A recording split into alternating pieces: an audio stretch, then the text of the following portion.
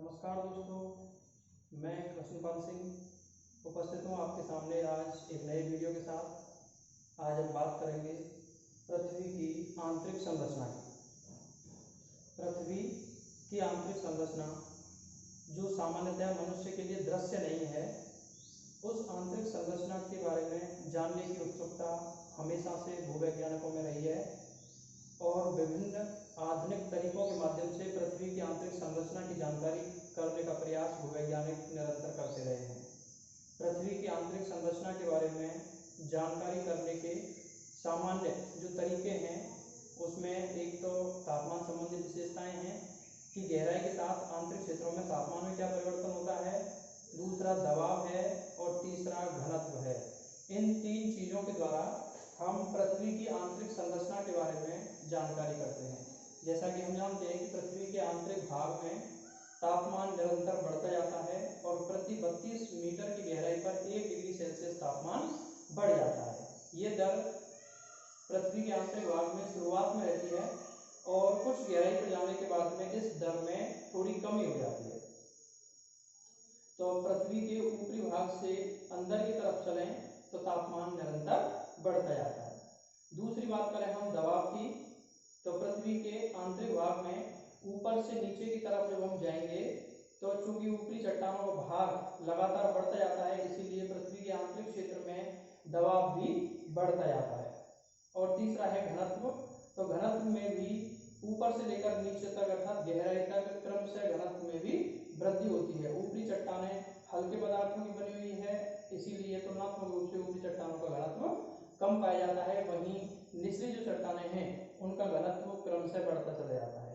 तो ये सामान्य विशेषताएं हैं जिनके आधार पर हम पृथ्वी की आंतरिक संरचना के बारे में सामान्य जानकारी प्राप्त कर पाते हैं कि पृथ्वी के ऊपरी परत से लेकर के आंतरिक भागों की ओर जाएं तो इस प्रकार से चट्टानों की सघनता बढ़ती चली जाती है। लेकिन ये जो जानकारी है ये पूरी तरह से हमारे लिए संपूर्ण नहीं है, इसीलिए आधुनिकतम तरीकों के माध्यम से भी पृथ्वी के अभ्यंतर के बारे में, पृथ्वी की आंतरिक परतों के बारे में जानने की उत्सुकता रहती है। इसीलिए पृथ्वी की आंतरिक संरचना को जानने का सबसे जो महत्वपूर्ण तरीका है और सबसे अधिक जो उपयोगी जानकारी है वो हमें भूकंप विज्ञान के द्वारा प्राप्त होती है। और जब भूकंप आते हैं तो भूकंप से 3 प्रकार की तरंगें निकलती हैं और वो 3 प्रकार की जो तरंगें हैं P, S और L, उन तीनों ही तरंगों की पहुंचने की अवधि और उनके गमन के मार्ग की विशेषताओं के आधार पर हम पृथ्वी के आंतरिक भागों की या आंतरिक परतों की जानकारी कर पाते हैं। तो यहाँ हम पृथ्वी की आंतरिक संरचना की बात करेंगे। तो पृथ्वी की आंतरिक संरचना और ये पृथ्वी की आंतरिक संरचना की विभिन्न जो परतें हैं पृथ्वी की, तो उन पृथ्वी के गर्भ में जो परतें हैं उनकी ये जो डायग्राम बनाया हुआ है, तो ये पूरा आंतरिक संरचना की जो जानकारी है भूकंप विज्ञान के साक्ष्यों के आधार पर है और भूकंप विज्ञान के आधार पर ये पृथ्वी की विभिन्न परतें यहाँ पर दिखाई गई हैं। तो जैसा कि तो हम डिस्कस करते हैं पृथ्वी की आंतरिक संरचना की, तो पृथ्वी की आंतरिक संरचना सबसे पहले हम यहाँ पर देखेंगे कि ये डायग्राम बना हुआ है और डायग्राम में एक तरफ यहाँ गहराई है और दूसरी तरफ घनत्व प्रदर्शित किया गया है। तो गहराई ऊपर ये 0 किलोमीटर लिखा हुआ है, अर्थात ये धरातल की स्थिति को इंगित करता है और यहाँ से लेकर के क्रमशः नीचे की तरफ जा रहा है, अर्थात ये पृथ्वी की आंतरिक भाग की स्थिति को प्रकट करता है। तो ये पृथ्वी के जो संपूर्ण पृथ्वी की एक काट की सदृश है, एक परिच्छेद का है और यहाँ हम पृथ्वी की गहराई के साथ कौन कौन सी परतें पाई जाती हैं उनका पूरा विवरण यहाँ पर दिया गया है। और दूसरी तरफ घनत्व है कि पृथ्वी में ऊपरी परत से लेकर के और गहराई के साथ जाने पर किस प्रकार से घनत्व में परिवर्तन होता है। तो ये सारी चीजें यहाँ पर हैं। तो सबसे पहले हम बात करते हैं पृथ्वी के सबसे ऊपर की परत, जो यहाँ पर ये इंगित की गई है, पृथ्वी की सबसे ऊपरी परत जिसका नाम है क्रस्ट, अर्थात पृथ्वी की सबसे ऊपरी परत को हम क्रस्ट या हिंदी में भूपर्पटी के नाम से जानते हैं। और ये भूपर्पटी सामान्यतया इसकी जो मोटाई है वो 0 किलोमीटर अर्थात ऊपरी सतह से लेकर के और लगभग 30 या 33 किलोमीटर तक मानी जाती है। विभिन्न विद्वानों का अलग अलग मत है, लेकिन सार्वभौमिक मत यही है कि परपटी या फिर क्रस्ट की गहराई लगभग 33 किलोमीटर तक मानी जाती है। इस क्रस्ट की मोटाई में महाद्वीप और महासागरों की सतह पर भी अंतर पाया जाता है। महाद्वीपों के नीचे ये अधिक गहरी है और महाद्वीपों के नीचे लगभग 50 किलोमीटर, कहीं कहीं 70 किलोमीटर तक भी ये पाई जाती है, जबकि महासागरों के नीचे इसकी मोटाई कम है और ये लगभग 5 से 10 किलोमीटर मोटी परत के रूप में पाई जाती है। तो ये पृथ्वी की सबसे ऊपरी परत है क्रस्ट, और इस क्रस्ट की संरचना मुख्यतः ग्रेनाइट प्रकार की चट्टानों से हुई है। यहाँ हम इधर घनत्व की बात करें तो यहाँ देख सकते हैं कि इस भूपर्पटी या क्रस्ट की ऊपरी सतह पर घनत्व कितना है, 2.7। तो 2.7 जो कि ग्रेनाइट का घनत्व है, तो क्रस्ट की ऊपरी परत में लगभग 2.7 के आसपास घनत्व पाया जाता है, जो ग्रेनाइट चट्टानों की उपस्थिति को प्रदर्शित करती है।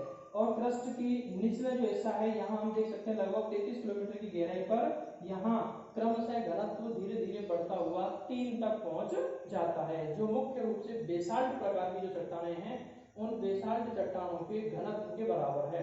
अर्थात क्रस्ट के निचले भाग में बेसाल्ट प्रकार की चट्टानें पाई जाती हैं। तो ये पृथ्वी की सबसे ऊपरी परत है, जिसको क्रस्ट या भूपर्पटी कहते हैं, जो 0 से 33 किलोमीटर गहराई तक मानी जाती है, और इसका घनत्व 2.7 से 3.0 के बीच में माना जाता है।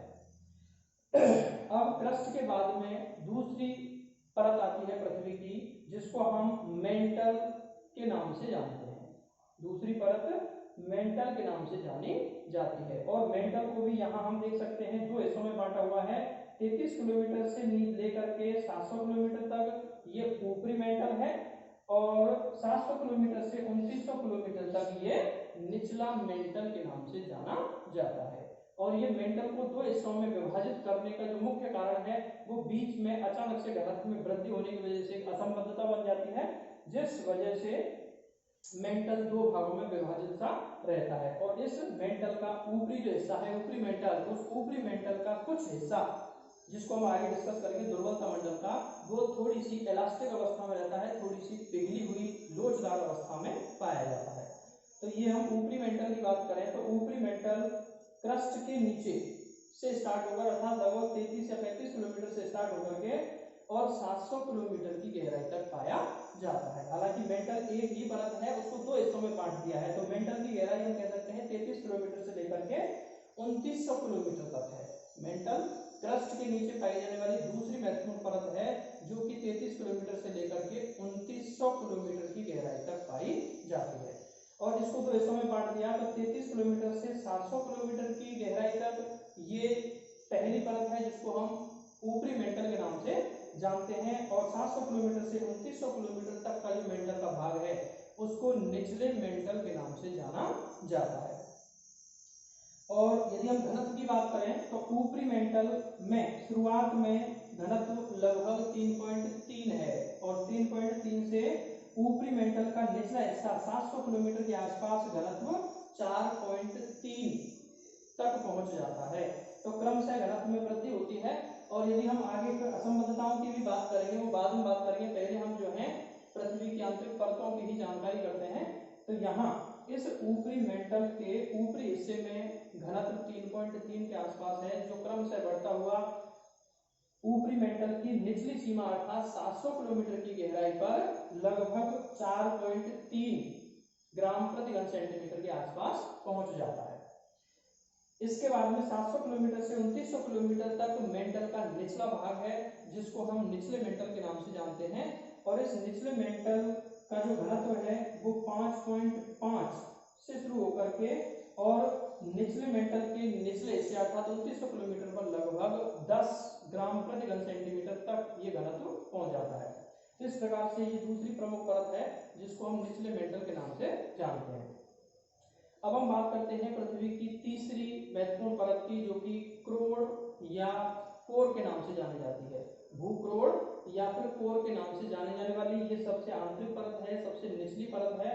और ये जो परत है 2900 किलोमीटर अर्थात मेंटल के बाद से लेकर के और पृथ्वी के केंद्र तक 6371 किलोमीटर की गहराई तक पाई जाती है। तो 2900 किलोमीटर से लेकर के 6371 जो कि पृथ्वी का केंद्र है, यहाँ तक पाई जाने वाली ये तीसरी महत्वपूर्ण परत, जिसको भूक्रोड़ या इंग्लिश में कोर के नाम से जाना जाता है। इस क्रोड़ को भी हम 2 हिस्सों में विभाजित करते हैं, 2 भागों के रूप में इसको देख सकते हैं। तो यहाँ 2900 किलोमीटर से लेकर के 5150 तक का जो हिस्सा है वो बाह्य क्रोड़ के नाम से जाना जाता है, और 5150 किलोमीटर से लेकर के 6371 केंद्र तक जो हिस्सा है वो आंतरिक क्रोड़ के नाम से जाना जाता है। और क्योंकि पृथ्वी की आंतरिक परत है, सबसे ज्यादा सघन परत है, सबसे अधिक घनत्व इसी परत में पाया जाता है। और यहाँ हम देखेंगे घनत्व की कि बाह्य क्रोड़ की ऊपरी जो सीमा है 2900 किलोमीटर पर इस बाह्य क्रोड़ का जो घनत्व है 12.6 ग्राम प्रति घन सेंटीमीटर है, जो कि क्रम से बढ़ता हुआ बाह्य क्रोड़ की निचली सीमा 5150 किलोमीटर पर लगभग 13 ग्राम प्रति घन सेंटीमीटर के आसपास पहुंच जाता है। इसके बाद में इस क्रोड़ का निचला हिस्सा है जिसको हम आंतरिक क्रोड़ कहते हैं, और आंतरिक क्रोड़ 5150 किलोमीटर से लेकर के 6371 किलोमीटर तक है। और इस आंतरिक क्रोड़ के ऊपरी हिस्से 5150 किलोमीटर पर घनत्व लगभग 13.3 ग्राम प्रति घन सेंटीमीटर है, जो क्रम से बढ़ता हुआ पृथ्वी के केंद्र तक 13.6 ग्राम प्रति घन सेंटीमीटर तक ये घनत्व पहुंच जाता है। तो इस प्रकार से ये हमारी पृथ्वी की विभिन्न परतें हैं, ऊपरी धरातल से लेकर के पृथ्वी के केंद्र तक ये विभिन्न परतें पृथ्वी में पाई जाती हैं। और ये परतों के बारे में जो जानकारी है ये पूरी तरह से भूकंप विज्ञान के साक्ष्यों पर आधारित है।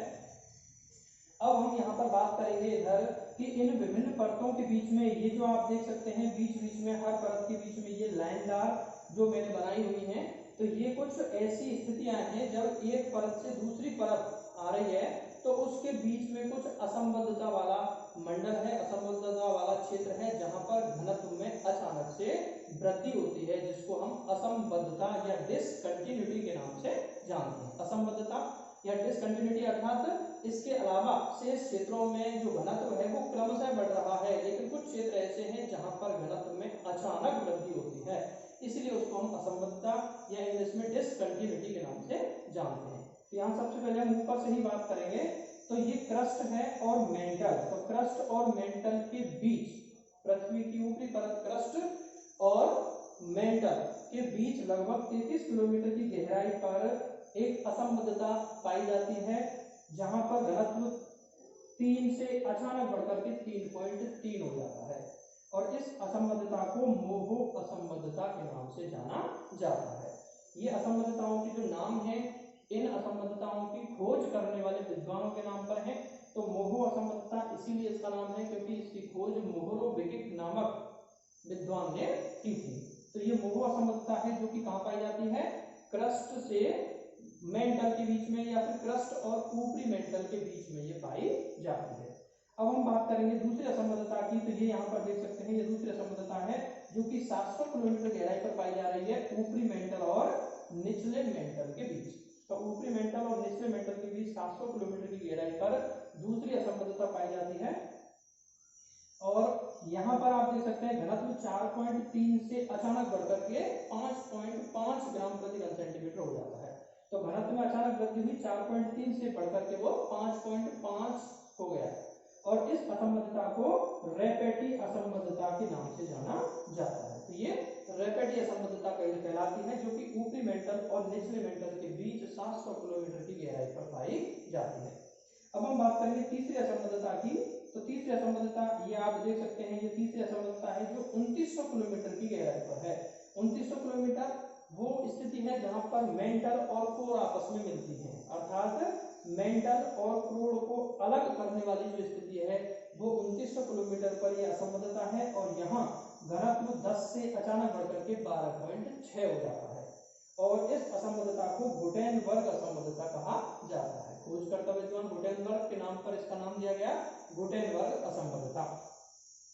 इसके बाद में फिर हम देख सकते हैं बाह्य क्रोड़ और आंतरिक क्रोड़ के बीच में 5150 किलोमीटर पर भी एक असंबद्धता पाई जाती है, और यहाँ इस असंबद्धता में घनत्व 13 से बढ़कर के अचानक 13.3 हो जाता है, और ये असंबद्धता लेहमैन असंबद्धता के नाम से जानी जाती है। ये भी लेहमैन नामक विद्वान के नाम पर इसका नाम है।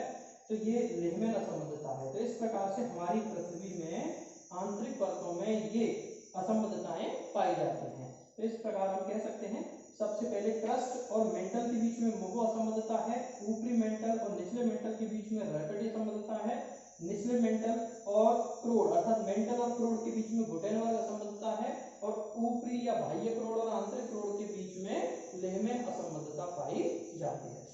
तो ये पृथ्वी की आंतरिक स्थिति।